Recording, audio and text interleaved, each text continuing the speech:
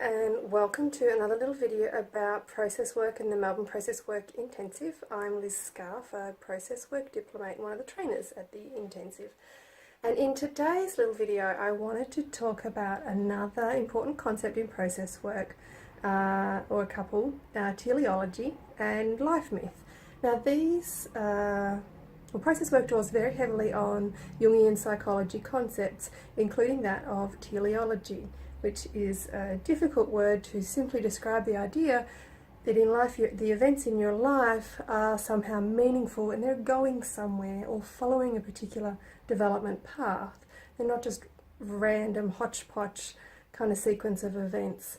So it's not everyone's cup of tea, but many people believe in teleology without even knowing it. It's when you kind of look back in your life, especially at the tough times, difficult situations, and you go, if that hadn't happened, I would never have got that job or met my partner or lived as long as I've lived.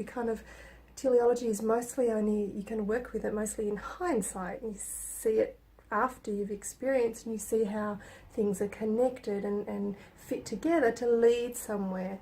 So this is connected to the other thing I mentioned with Jung's concept of life myth. Now this is the idea that there is a central and constant personal development journey or pattern running through the whole of your life. It's not just like a momentary thing that you're learning it all through your life. And it's partly why sometimes people will feel like you're working on the same issues over and over again. You're like, why am I doing this again? I thought I worked on this already. I thought I resolved it. And the life myth is not resolvable in a sense. It's a constant dance with different kind of aspects of our own dreaming process in a sense. So you're not going to dance with every issue necessarily. Everyone's going to have their own particular myth. Some will have things in common because there's only so many themes within the human sort of existence that we'll work through, but you yourself are not going to work through every single one.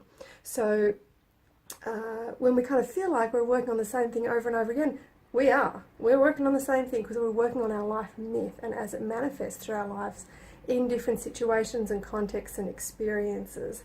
But hopefully as you work with it over time, you will work with it deeper and on different layers and with new nuances. So it's not like you're not learning anything through having to repeat it.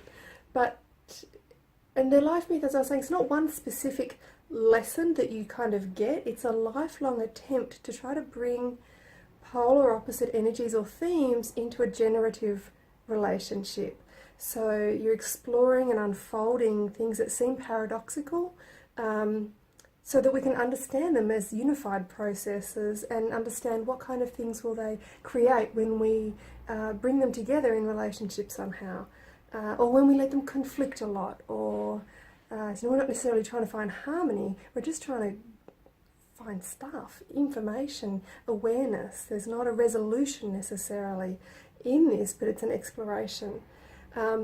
So one example would be boundaries and freedom. I was working with someone with this process a little while back in their life myth, and they look like they're opposites. When you work with them deeply enough, you'll kind of find they're actually an entangled process. They're two parts of the same process, and in one sense it's hard to draw a line about where one starts and where the other ends, or where they begin and end. So hopefully that makes sense a little bit. I think about it like buying and selling. It's like one interaction really, but there's just two kind of parts of it. We think they're different, but they're not. So where can you find your life myth? It's most easily found in your earliest childhood dreams or memories, and also in chronic body symptoms. If you have like a chronic body illness, peak experiences and significant accidents that you may have had in life, or traumatic experiences. But life myths, like dreams, they're kind of embedded in symbols, so it's not actually that easily to unfold it on your own. You usually need help with that. So we'll be doing that in Process Work Intensive. There'll be part of that intensive dedicated to working on and exploring your own life myth, because process work, it's important in the work we do because we use it with groups and with individuals. It's not just a sort of an individual therapeutic tool. And we use it in coaching as well, and because personal development is so heavily emphasised in process work, understanding what your own life myth is kind of crucial to our work. So that's a little bit about teleology and life myth. I wanted to show you a really great book for working with life myth stuff. It's not actually for working with it. It's called Childhood Dreams and Memories. Childhood Dreams 1936 to 1941 or something like this. It's a transcription of Jungian lectures. Very easy to read. Unlike his written works, the transcriptions are much better.